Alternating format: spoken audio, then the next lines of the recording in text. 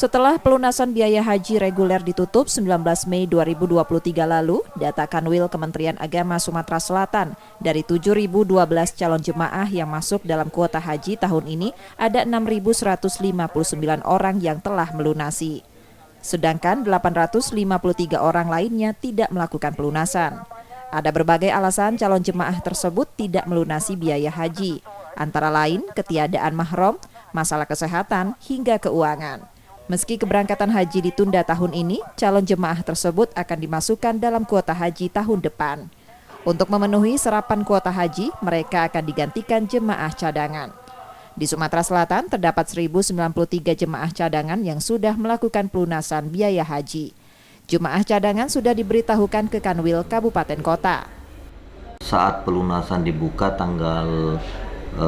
dari awal April kemarin, memang semuanya sudah sampai informasinya masalah pelunasan ke jemaah, tapi ada jemaah yang tidak melunasi. Itu banyak faktornya, antara lain menunggu mahram, atau ada juga yang sakit, dan juga ada juga masalah finansial.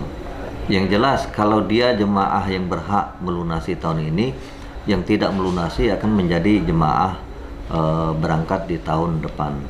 Sementara Kementerian Agama Sumatera Selatan masih menyusun daftar kloter. Tahun ini, Embarkasi Palembang memberangkatkan 23 kloter, baik dari Sumsel maupun Bangka Belitung. Jemaah kloter pertama dijadwalkan masuk asrama haji pada 26 Mei sebelum berangkat ke Tanah Suci pada 27 Mei 2023. Rizky Nurmizan, Kompas TV, Palembang, Sumatera Selatan.